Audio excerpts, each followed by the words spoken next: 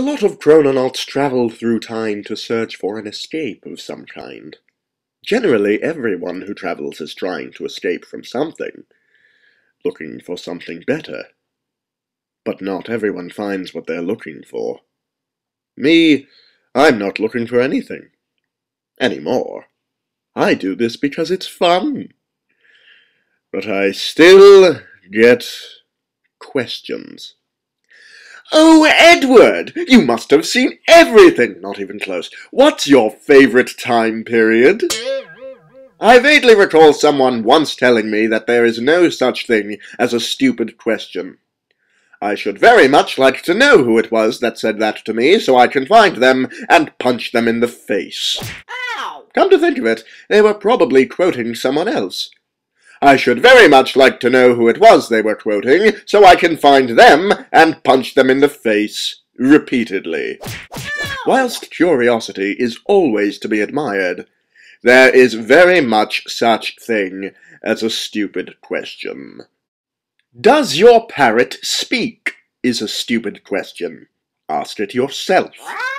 Does this bustle make my bum look big? Is a stupid question. It's supposed to. Are you going to eat that, Your Majesty? Is a stupid question. She eats everything. What's your favorite time period, Mr. Chrononaut? Is a very stupid question. That's like asking a rock collector what his favorite grain of sand is on the beach, or asking a tree what its favorite leaf is. Of course I don't have a favorite. I go to ancient Rome for my wine, 17th century France for my cheese, and 25th century Japan for my exploding fish. A more intelligent version of this question is, what time period would you most like to live in? More intelligent, but still unanswerable. I suppose these people are looking for me to describe Shangri-La. Rubbish. I've been to Shangri-La. It's deadly dull. There's nothing to do there but meditate and make incense burners out of the shoes that you're not allowed to wear. But then, that's just me. Perhaps one man's doldrums is another man's idea of Utopia. But even if it were, it would still only be an idea. History is festooned with promised lands, but it's never enough for the inhabitants. People who live in Utopia have no idea because they're too busy spoiling it for themselves. It's happened more times than people realize. The cultural sanctuary of Arcadia.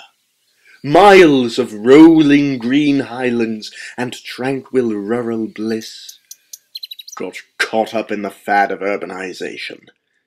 The shining jewel of Atlantis, shimmering towers and rows of marble colonnades framing the first great intellectual renaissance, sunk by a political uprising. Even my home time, 30th century London, it makes a beautiful still life. Majestic stone edifices gilded in brass and copper, standing like temples of progressive tradition.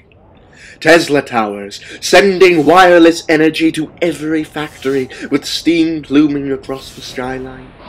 Train tracks, crisscrossing the city's mezzanine, over courtyards, under bridges, with the sound of airship propellers overhead and steam carriage engines below, all underscored by the resonating harmonies of great clockwork movements, and illuminated by the warm glow of steam-shrouded lamps.